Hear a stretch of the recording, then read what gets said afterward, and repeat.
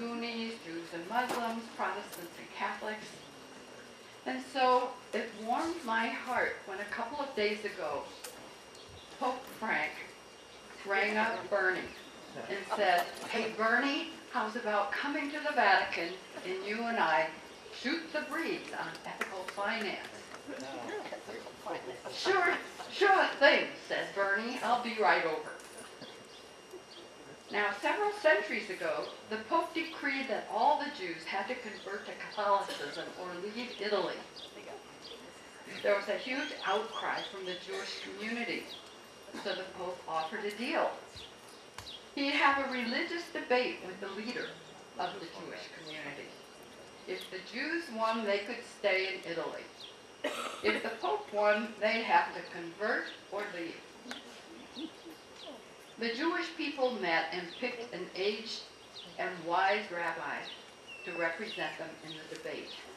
However, as the rabbi spoke no Italian and the Pope spoke no Yiddish, they agreed that it would be a silent debate. On the chosen day, the Pope and Rabbi sat opposite each other. The Pope raised his hand and showed 3 fingers. The Rabbi looked back and raised 1 finger. Next, the Pope waved his finger around his head. The Rabbi pointed to the ground where he sat. The Pope brought out a communion wafer and a chalice of wine. The Rabbi pulled out an apple. With that, the Pope stood up and declared himself beaten and said that the Rabbi was too clever, the Jews could stay in Italy. Later, the cardinals met with the Pope and asked him what had happened. The Pope said, "First, I held up 3 fingers to represent the Trinity." He responded by holding up a single finger to remind me there is still only one God, common to both our beliefs. Then I waved my finger around my head to show him that God was all around us. He responded by pointing to the ground to show that God was also right here with us. I pulled out the wine and wafer to show that God absolves us of all our sins. He pulled out an apple to remind me of the original sin. He bested me at every move, and I could not continue. Meanwhile, the Jewish community gathered to ask the rabbi how he'd won.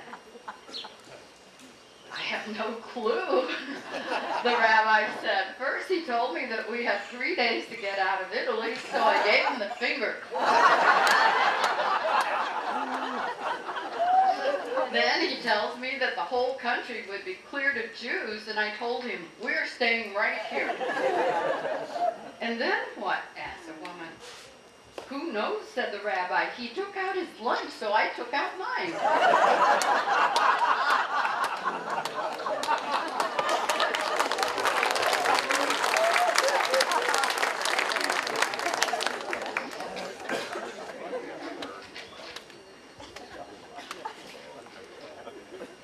I didn't say we were going to take up.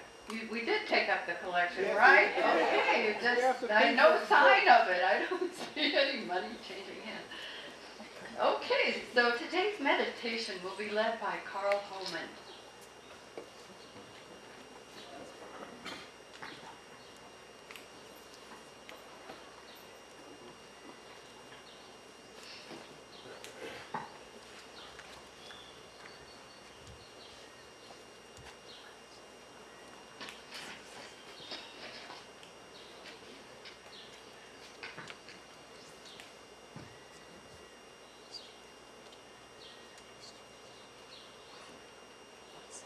We gather here on Sunday mornings.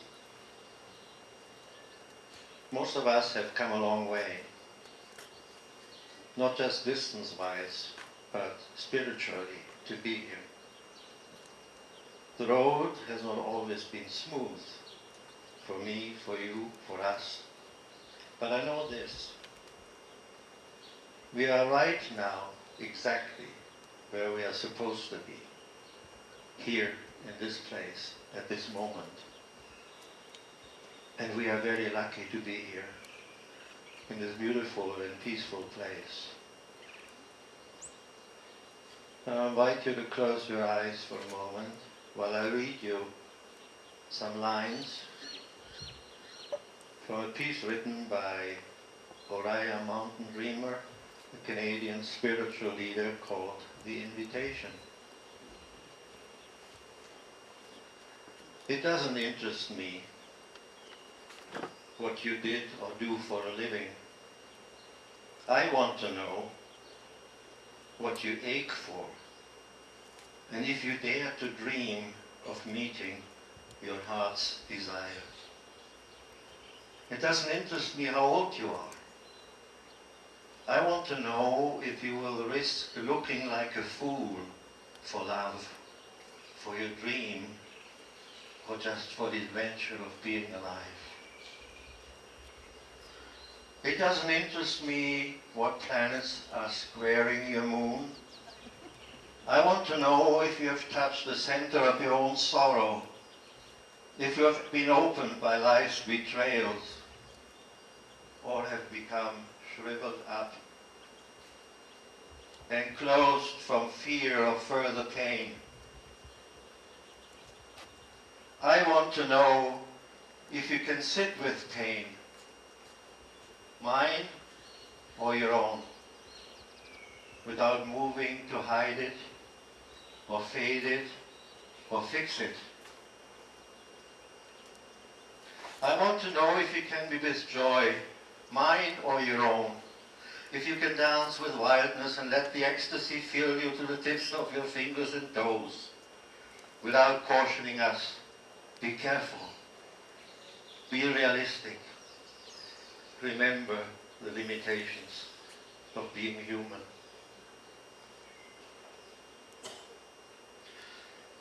I don't care if the story you tell me is true. I want to know if you can disappoint another to be true to yourself. I want to know if you can see beauty even when it is not pretty every day. And if you can source your own life from its mere presence.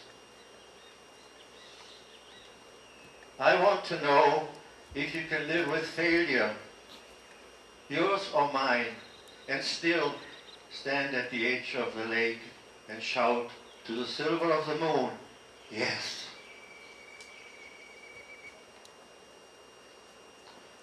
There's little we can do about the geopolitics that have driven some people from their homes, villages and countries. Let us be thankful for what we have. We are fortunate. No one forced us to leave our countries and homes to be here. We did not flee death and destruction like the people we were hearing about today. We chose to be here and we were welcome. So let's send our combined energy out to the wounded world. You may want to close your eyes again, listen to the words, maybe reach out to your neighbor if you feel comfortable, hold hands. Peace is flowing like a river, flowing out of you and me, flowing out into the desert and setting all the captives free. Love is flowing like a river, flowing out of you and me, flowing out into the desert and setting all the captives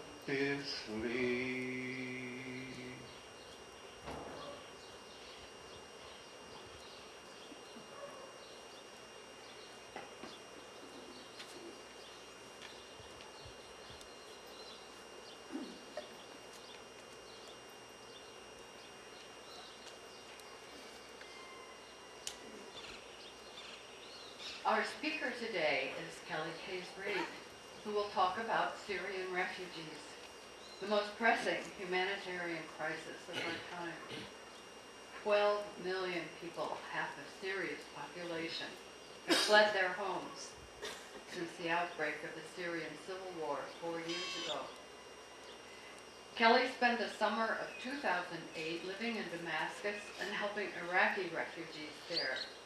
She was also in Berlin last September, right after Chancellor Angela Merkel opened Germany's borders to 800,000 Syrian refugees. She will update us on the crisis and her recent experiences. Let's welcome Kelly Raitt.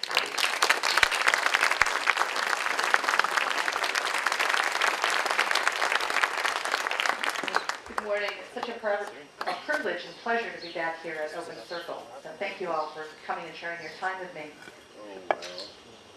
60 million people are currently displaced worldwide because of conflict, according to the outgoing head of the UNHCR, the United Nations High Commissioner for Refugees. 60 million people displaced because of conflict. Others are economic refugees, such as those from the Philippines, where the economy is so bad that many Filipinos seek work overseas, which provides the country's largest source of income, money from overseas workers. Families are torn apart for years as economic refugees work abroad. Others are climate change refugees, like those who fled New Orleans and the Gulf Coast following Hurricane Katrina and the levee breaks. I'll be talking about that this afternoon at the theater in Plaza Bugambillas, following the Democrats' broad showing of a documentary called Climate Refugees at 1:30 this afternoon. But 60 million people are conflict refugees. That's the equivalent of the population of California and Florida. As Margaret mentioned, some 12 million people, half of Syria's population, have fled their homes since the outbreak of the Syrian civil war 5 years ago. That's more than 3 times the number of people who live in Los Angeles. Almost 70% of these refugees are women and children, according to the U.S. State Department. More than 4 million of those 12 million refugees have fled to neighboring Jordan, Lebanon, Turkey, and Iraq, creating the world's biggest refugee crisis since World War II. From there, they try to reach Western European countries where prospects are better. Last year alone, nearly 1 million refugees from throughout the world flooded Europe, said Antonio Guterres, the former UN High Commissioner for Refugees, in a recent TED Talk. That feels huge, he says, but it's only 1 refugee per 2,000 Europeans, whereas in Lebanon, there's 1 refugee for every 3 Lebanese. In explaining this recent influx into Europe, Guterres cites a World Bank study. 87% of Syrians who've resettled in nearby Jordan and 93% of Syrians in Lebanon live below the national poverty level, and only half of the refugee children attend school. Is it any wonder that they're trying to get to Europe to better lives? By coincidence, I happened to be house sitting in Berlin last September, right after Chancellor Angela Merkel opened Germany's doors to 800,000 Syrian refugees. About 45,000 of those refugees will end up in Berlin. Here's the story I wrote about meeting one of those refugees who had just newly arrived in Berlin. I wrote it for a column for a newspaper that I write for in Los Angeles. Ahmed and I met last week at a refugee intake area in Berlin. He traveled more than 2,000 precarious kilometers by boat, train, and foot from Syria. I'm here every day, 7 in the morning to 7 at night. They feed me, but I'm not here for the food, he says. I'm here to contribute to society. Ahmed is a 36-year-old pharmacist from a small village outside Aleppo who decided he'd had enough violence. He and 9 friends joined 30 others to travel from Syria through Turkey to Greece to Macedonia to Serbia to Hungary to Austria and finally to Germany, where they hoped to build new lives. Ahmed brought with him only what he could carry, and he dumped half of that in the Aegean Sea to keep afloat the ramshackle boat that carried them from Turkey to Greece. 40 people in a boat 7 meters long and 2 meters wide, he said. You've seen the photos. children and women in our bags. It's not easy to leave Syria. It takes 2 to 3 days by bus from my little village to Aleppo because of the fighting, he continues. After the boat, we walked every day for 5 hours. I glanced at his flimsy sandals and worn shoes. Refugees gather outside Berlin's Office of Health and Social Welfare and wait for their number to appear on an LED board, which signals their opportunity to register as an asylum seeker. Several hundred people, including young children, elderly women, mill about or lounge on a grassy area that is surrounded by red brick government offices. The square would feel like a college campus if it weren't for the weary looks on people's faces. Berlin's government workers are overwhelmed, registering 150 people each day, while the crowd outside their office swells. Refugees complain bitterly about waiting for weeks for their number to post. There's confusion with the system, confusion with the staff, confusion everywhere, says Ahmed, echoing others' frustrations. I've been here 10 days. At first we were sleeping on the street. Now we are sleeping in a camp. It costs €6 to take the bus from the camp to this building every day. Amidst all this chaos, dozens of volunteers who sort mounds of donated clothing and toys, distribute bottles of water from shopping carts, and offer a smile to the exasperated refugees. Wanting not just to write, but to help, contribute and be productive myself, I join the volunteers. I meet Barrett and his volunteer team. Barrett is a 50-something freelance computer guy who speaks English and directs me to sign in, sanitize my hands, and don rubber gloves at the volunteer rendezvous station. We head into the refugee crowd with a grocery cart overflowing with water bottles, juice boxes, and fruit cups. I'm eager. Children reach for juice boxes, they utter a carefully rehearsed Dankeschön, and then break into a surprised smile when I respond with Afwan, you're welcome, in Arabic. I fill my arms with 6, 7, 8 bottles of water and plow into the crowd. The refugees are kind, if not quite as eager as I am. They've been through this. Many hold up water bottles they've already received. Others act as if they wish to make me feel better, I think, by accepting my offering. Sheepishly, I realize how pathetic this small gesture is. They appreciate it, but what they really need, as Ahmed noted, is a chance to be productive.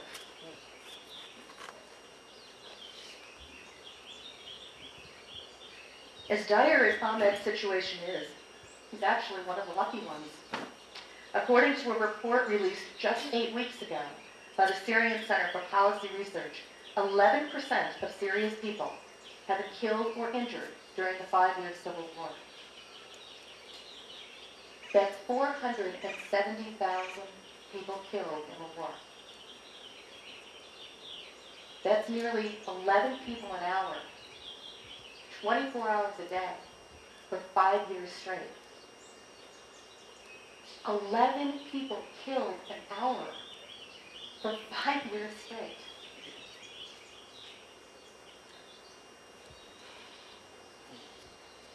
So what started all this? Syria is a country the size of North Dakota, where according to the license plates I see many of you are from. Syria has a pre-war population of 23 million people. In 2008, the summer I lived in Damascus helping Iraqi refugees, the average Syrian could expect to live until 75 years of age.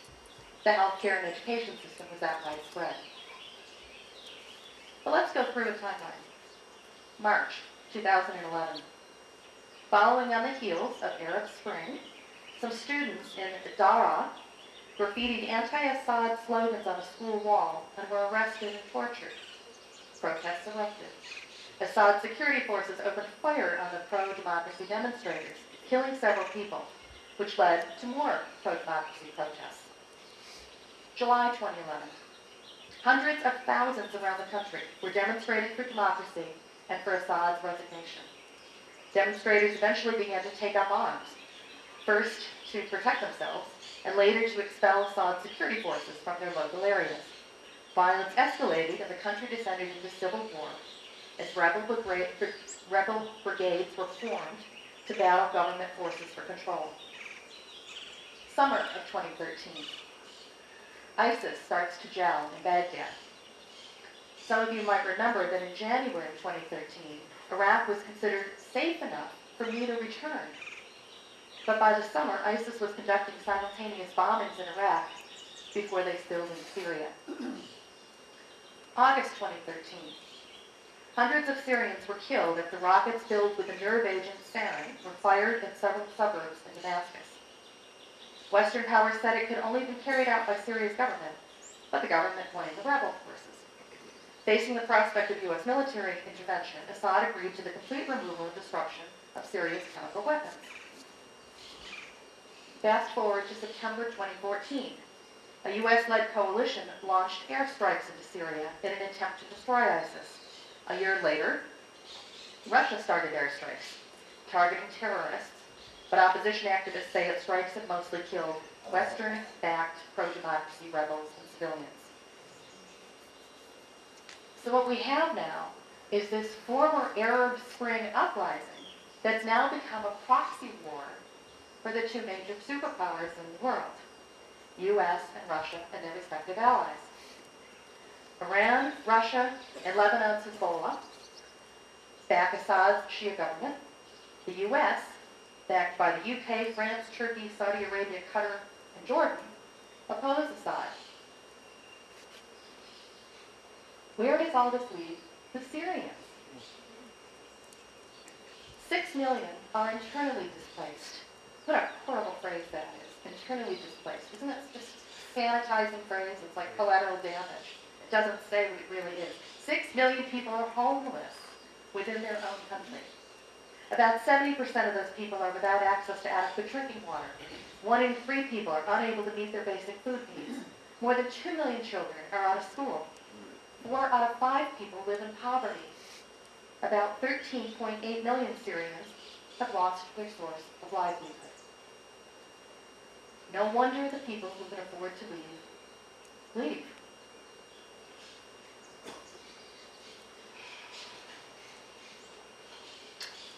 Okay, that was a lot of statistics. When I was in Berlin in 2013, in 2013, I met Dr. Franklin Lamb, who's an American and ardent proponent of restoring Palestinians' rights. He's been in Lebanon for 40 years. His wife, Janet, was in the American Embassy in 1983, meeting with an American aide about the massacres of Palestinians from the Sabra and Shatila camps when the embassy was bombed. She died. She was 32 years old and pregnant. Franklin stayed and has created various programs to help Palestinians.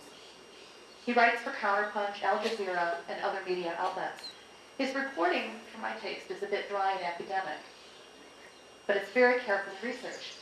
But I was quite surprised recently to receive a personal essay from him titled, "Why I Bought 4 Syrian Children Off of Beirut Street." And I'd like to read a part of that for you. By Franklin Lamb. This observer confesses to having purchased 4 children near the beach recently from a stressed-out Syrian woman. I'm not sure if she was as she appeared to be, or was from one of the human trafficking gangs which operates widely these days in Lebanon as they market Syrian children or vulnerable adult women. The vendor claimed to have been the 4 children's neighbor in Aleppo, and that they, 2 5-year-old twin girls, a boy about 1 year, and his bigger brother, 8 years old, lost their parents in the war. She and they ended up in Lebanon, but she explained to me that she was afraid to register with the UNHCR because she is an illegal and has no ID. The woman told me that she could no longer take care of the shivering children, did not want to just leave them on the street. She would give them all to me for $1,000, or I could pick and choose from the siblings for $250 each. Completely shocked, I disgustingly said, "Halas! Enough," in Arabic, and looked around for a police car. I looked back over my shoulder and saw that the children were very frightened, soaked from the rain, very cold, and appeared hungry. Without thinking, I instantly offered the seller $600 for all 4 brothers and sisters. She took it, saying she was going to Turkey and would try to get to Lesbos Island off Greece. The lady gave me 10 minutes to go to an ATM and get the $600 cash. She demanded US dollars, not Lebanese currency. The children seemed to understand what was happening, and their eyes fixated on me. What was racing through my mind as I mounted my motorbike and searched for an ATM? The expressions on the faces of these angels as their caregiver bargained for their fate. I was also thinking about the many horror stories from all over Syria and the villages just an hour's drive from the Lebanon border, such as Nadia and Zabadani, where children were under vicious siege, were forced to survive on animal feed and soup made from whatever weeds could be found. We all read the media reports about the extermination of Mia, that's just a few miles from Damascus, where 3 newborn babies died last month after medical staff ran out of IV bags. I thought about the scale of exploitation faced by Syrian refugee children in Lebanon, of the tens of thousands sleeping rough through these frigid nights, and the countless thousands who every day are easy prey for abuse. I thought about the fact that refugee relief efforts in Lebanon are chronically underfunded, and that even the UNHCR has been forced to cut aid from all but the neediest of refugees due to insufficient funds. I thought of that recent Save the Children report, of their survey showing that more than a third of Syrian parents reported that their children often go without a single meal a day, and a quarter have seen children in their towns dying because of lack of food. I thought about the intense, vicious anti-refugee harangues from some of Lebanese politicians that Syrian refugees pose a threat to the country's security and economic stability, even though the menial jobs they do find are not likely to replace many, if any, Lebanese job seekers. Many fear-mongering Lebanese politicians even make the Donald appear compassionate. I thought about the Syrian children I see daily begging as they wander Beirut streets selling chewing gum or flowers or shining shoes. And I thought about the 11 or 12-year-old girls, some of whom I've come to be acquainted with from my visits to the beach, where I like to go to take a break and stare into the Mediterranean and just think about life and talk to those antisocial fiddler crowds who pop up from their homes along the beach, grab something and disappear quick. These beautiful, innocent children skip along or pace the Corniche, waiting for cars with blackened windows to pull up. And they do regularly. Then the pedophiles molest the children for a few dollars before pulling off and disappearing into the traffic. Sometimes they keep the children with them. This observer has given the local police photos of some of their license plates, but one supervisor at the Hamra police station regretted that the cops are too overwhelmed with other matters to get very involved in these cases. More than once I was given a shoulder shrug and upturned palms in reference to the case of a young girl, Layla, that I had reported more than once. One female officer told me, well, at least she is earning money for her family. This observer recently wrote some friends about the same Layla, a 12-year-old sweetheart who worked on the Corniche Beach Strip. Her friends on the Strip have since reported to me that Layla never returned from work last week, and they have no idea what has become of her. I took my new children to my flat, and a friend, a lovely domestic worker, agreed to stay at home and help care for them until we could get some help, a proper home, and the older boy in school. Over the next few hours and the next day, I made several calls to get help for the children. But other than promises to return calls and to try to find some organization to help, nothing useful for the children came of my efforts. Most of my calls were never returned. The children were well taken care of by my friend and me, and they were soon cooking and eating American cuisine, including baking fudge brownies, chocolate chip cookies, enjoying my country-style homemade macaroni and cheese, homemade banana pancakes with fake Aunt Jemima syrup from the local supermarket, and my chicken vegetable soup, not to mention some very delicious Ethiopian food, which they helped my friend make. They also became expert at playing hide and seek and met some Syrian kids from the neighborhood. The effect of meeting fellow Syrians and hearing their accents brought the darlings sheer joy, and soon they were chatting and playing like those wild Disney chipmunks, Chip and Dale. This observer often receives emails asking his opinion of events in the region, posing various questions, or even asking his 2 cents advice about academic subjects a student somewhere might be engaging in. To date, never has he been asked about buying Syrian refugee children in Lebanon. If and when this observer is asked, and if the facts were similar to those I happened across recently near the Corniche, with the priceless four sibling beauties, for whom I am now deeply honored to be their American uncle. Without doubt or fear of possible legal ramifications for encouraging what some may consider a felony of sorts, I would strongly urge Good Samaritans to take the following steps. To investigate as best they can on the scene, depending on how dire the situation appears to be, and if they judge the children to be in immediate grave danger, to price bargain and buy the children from the trafficker on the spot. I would counsel the Samaritan to discreetly photograph the seller with their smartphone. In my case, having only a $10 used old Nokia dumb phone, which, truth told, does for me all it needs to do, I gave the police only a physical description of the woman, as I keep an eye out for her along the beach or when I am in Hamra. All of us must do what we can to get these children from Syria a safe environment, a chance to play, and a chance to be children. Dear reader, if you happen to be in this area and by chance come upon a need such as I did, please make these angels feel protected and safe. Make them warm, get them clean clothes, feed them, get them medical examination, contact authorities or NGOs for help, and buy them a doll to love. Knowing you may not get immediate assistance, inquire about schooling. And most importantly, dear reader, find them a mother. And hopefully before long, they will be in a loving home until the hell next door ends, and they, as their country's future, can return home, grace it, and soon help restore and eventually rebuild Syria. Franklin Lamb has started a lunch program to feed Syrian kids who hang out on the corniche. Every day, 2 Syrian women he's hired make and pack lunches that get distributed to the hungry children. Each lunch costs $2.25. I'm sending a check this week. If you'd like to add to it, see me afterwards. I was really depressed this week, researching and preparing this talk, until I started researching some of the incredible and creative help that's out there. Besides Franklin's work, there are small, localized efforts throughout the Middle East and Europe helping refugees. For example, there's a group in Germany that's raising money to pay for extra rooms in Germans' homes. It's kind of like an Airbnb for refugees. Isn't that clever? I put together a list of 20 groups, big ones, like ones you've heard of, like Mercy Corps, and some of the smaller groups.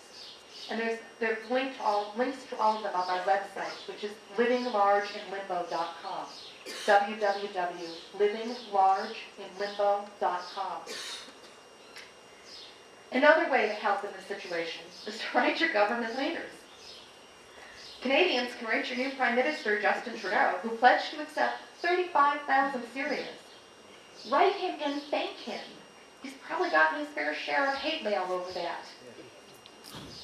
The Obama administration, on the positive side, has donated by far the largest amount of money for humanitarian aid for Syrian refugees, $4.5 billion.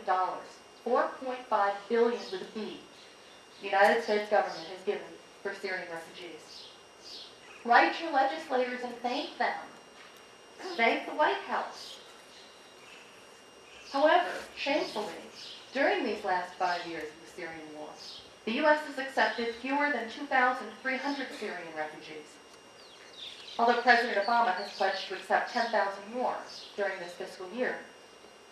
Meanwhile, 31 governors of 31 American states declared that they would not welcome Syrian refugees in their states. It's a pompous position at best, since governors have no authority to close state borders to anyone who has legally entered the U.S. But that's the political climate right now in the U.S. My fellow Americans, you may have heard there's a high-profile election happening right now in the States. Let's use that opportunity. We're seeing unprecedented vitriol against immigrants during this presidential campaign. Just because we live here, our voices and our votes still count. And they're still critical. Please email your U.S. senators, your congressional representatives from the White House, and call for America to step up and allow more Syrians to take refuge in the U.S. Write letters to your home newspaper editors. Talk to friends. As Franklin Lamb wrote, Hopefully before long, the children will be in a loving home until the hell next door ends, and they, as the country's future, can return home, brace it, and soon help restore and eventually rebuild Syria. Let's take this opportunity during the high-profile presidential campaign to rebuild the conversation about refugees in America. This is our opportunity to make a difference in 12 million people's lives. Thank you. Thank you. Okay.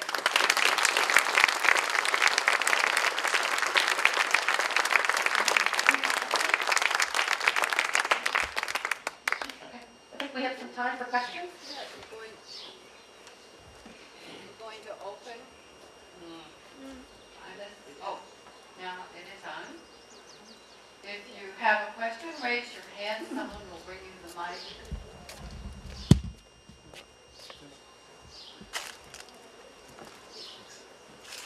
Hey Kelly, Hi, Kai. how are you?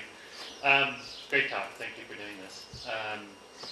So you mentioned earlier you referred to climate refugees, and it's widely understood that the underlying impetus for the Syrian war is their ongoing drought, and historic drought. It's been going on for, I think, a decade or more. They've had massive crop failure, and there's really no end in sight. So given that sort of reality, I guess I would argue, or I guess it could be argued, that the real reason for these folks being refugees is the climate, because this I don't know if this drought has been tied directly to climate change.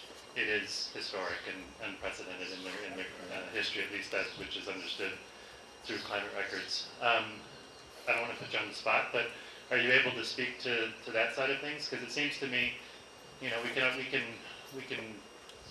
all wish everybody well and try and help these folks to return home, but what are they returning to?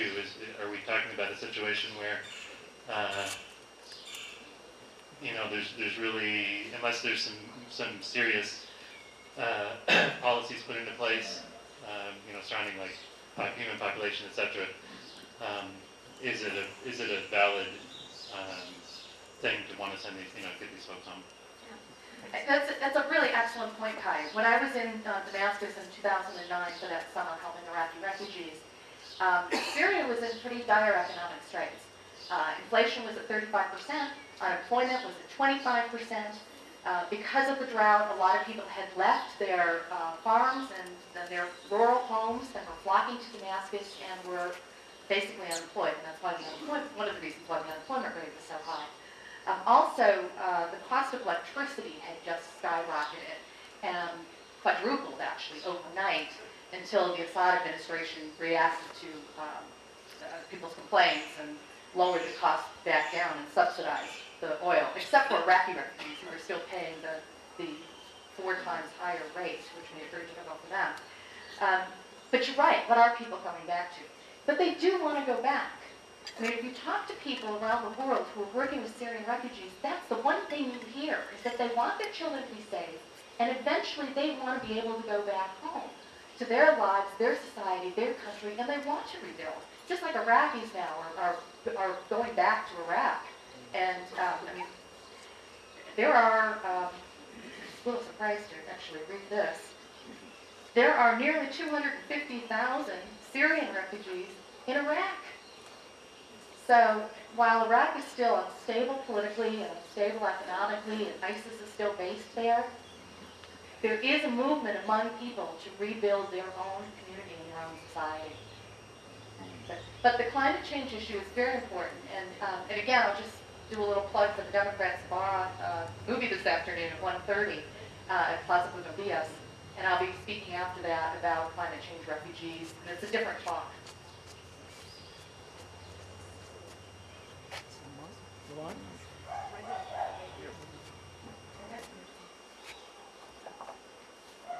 Thank you, Kelly. Thank you, Kelly. Can you hear me? Yes? No. No? Also, stand up. Stand up, please. Stand up, please. All right. Can you hear me better now? I don't think so. I want to make a point about the refugees.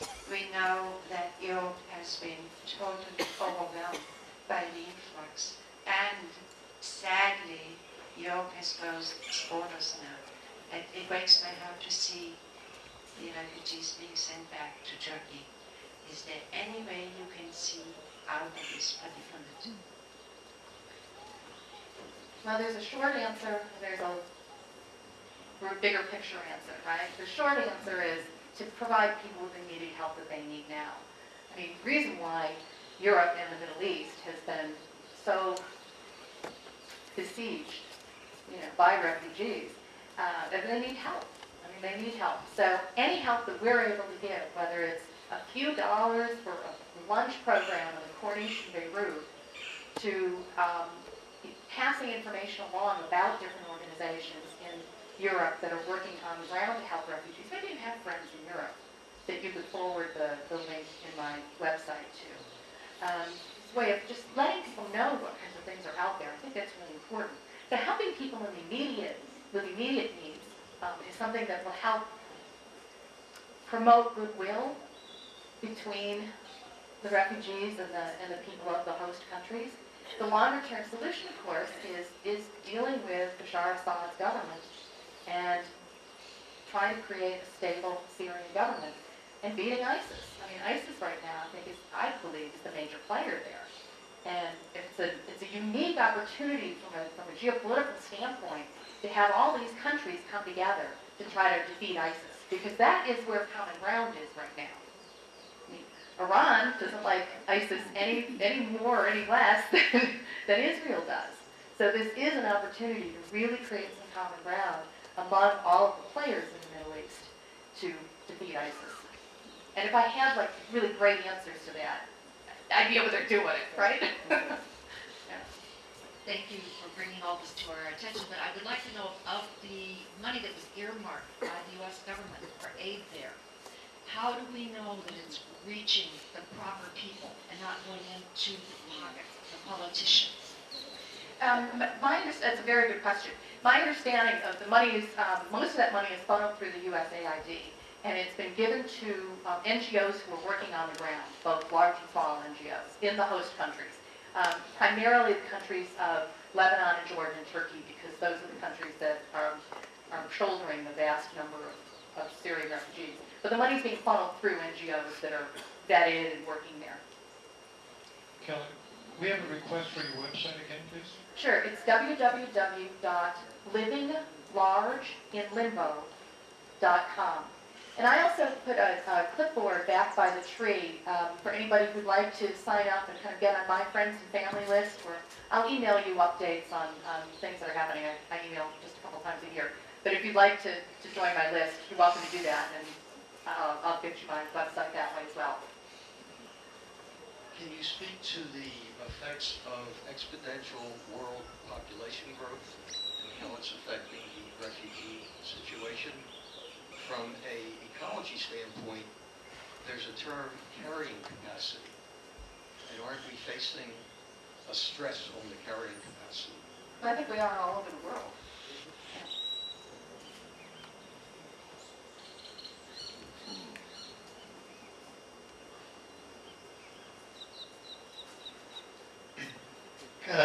Kelly, what's your personal understanding of the fact that the oil-rich countries that surround Syria are doing so little to help with the refugee situation? Is it again a religious question that enters into play, or what might it be?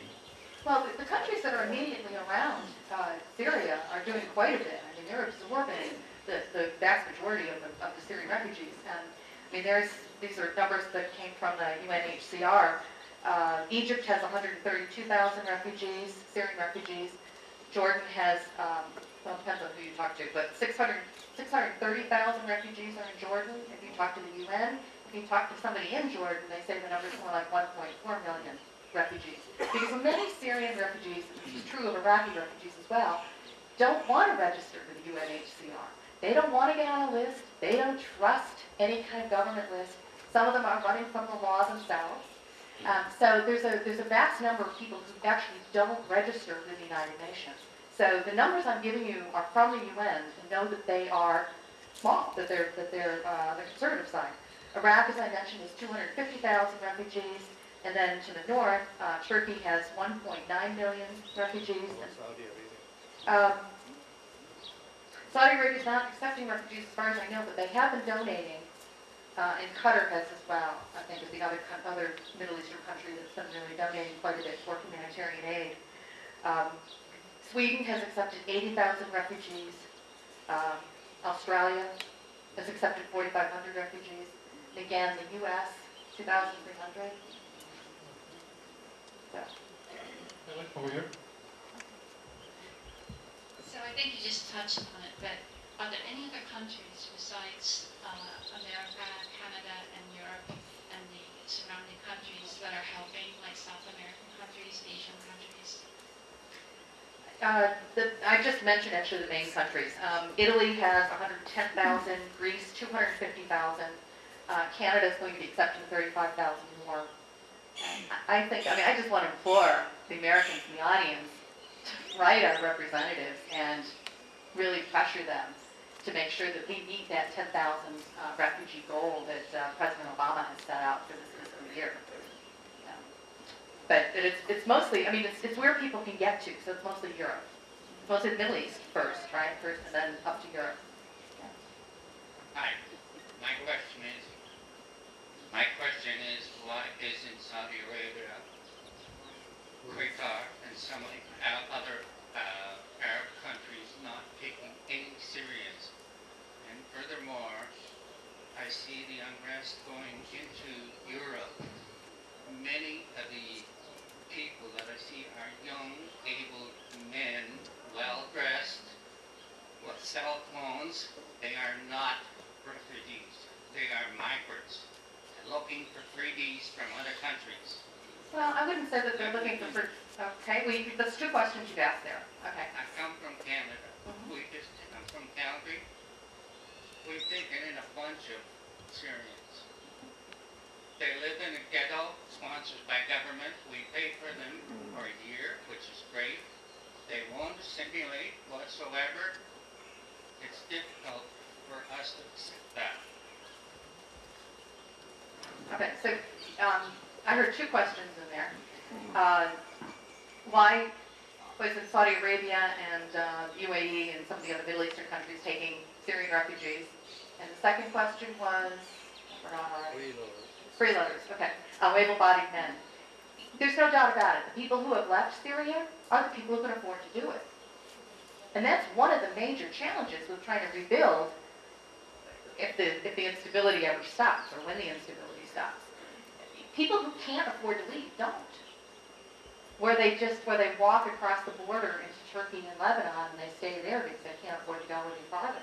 The young man that I interviewed, single man, 32 years old, was a pharmacist.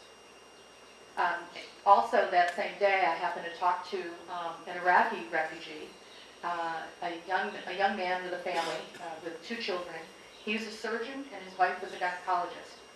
And they fled Baghdad because their hospital was stormed by guys with guns who wanted to kidnap them. And that's something that's still happening in Iraq. And so he had fled to Germany when Germany said that they would be embracing 800,000 refugees. So yes, it is the able-bodied people who are living because it's the ones who can afford to. It's the ones who can walk across borders and get there.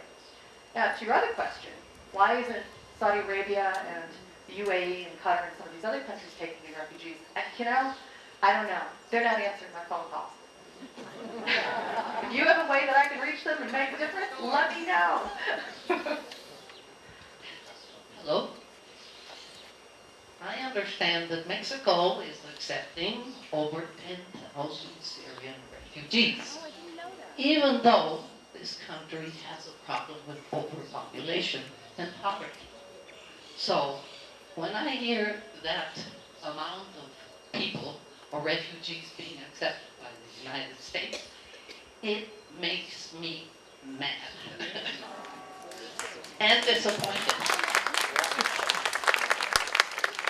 We have free phone calls, people. Free phones, calling you out. Do you know which cities in Mexico the Syrian refugees are coming into? I understand that they're going to be coming into... Mostly Mexico City and maybe some in Monterrey. The problem with the northern states is the drug cartels and the drug problem, the trafficking that's going on there. It's very, very unsafe. So they're bringing them more into the southern parts of Mexico. Probably Jalisco will see quite a few of them. Thank you very much for sharing that information. That's great. Thank you very much for sharing that information. I appreciate it. Bill? I worked in Saudi Arabia for 2 years, and I was confused when King Solomon took over as king of Saudi Arabia, why he was such a firebrand. Then I found out that he's under the control of one of his cousins, who's about 22. And a male 22-year-old is not one you want to talk to.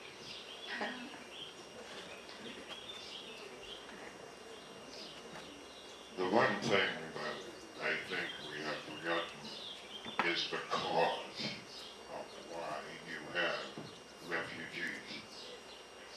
If the cause is not solved, you will have refugees for the next 10, 20, or 30 years throughout the entire Middle East. The next great movement that's going to come from refugees is going to be in Mozambique. I guarantee that you will have 10 to 20 million refugees coming there because of the drought. It's one thing to talk about how to take care of children and how to take care of people, but unless the entire world somehow sits down and deals with Saddam or Assad or whatever it is, whether it's politics, and it always is politics. It always comes down to egos, someone who wants to be the great leader, and until the world deals with it, you will always have the same identical problem. It won't stop. Thank you. I'm not on, no, I guess one more question, and then we'll call it a day. Back there? I'd like to respond to the Canadian from Calgary. I'm a Canadian. And we are very proud of the fact that the government we've elected has agreed to bring in refugees. And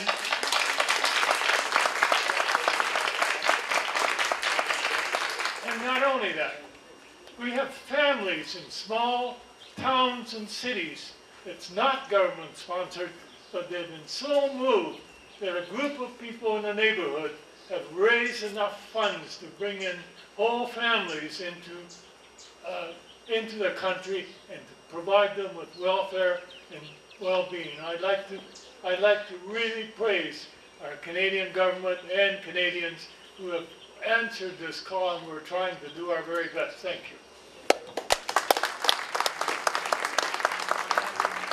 There's a link on my website for Canadians as well, and how Canadians can help in Canada, and just very creative ways. I mean, not just monetarily, but with some other creative ways of supporting the new refugees that are coming into Canada.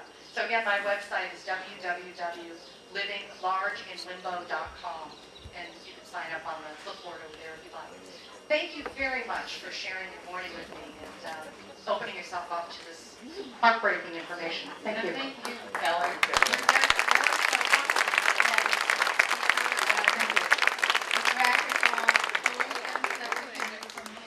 Not large solutions, but any solution is a step. So, thank you everybody for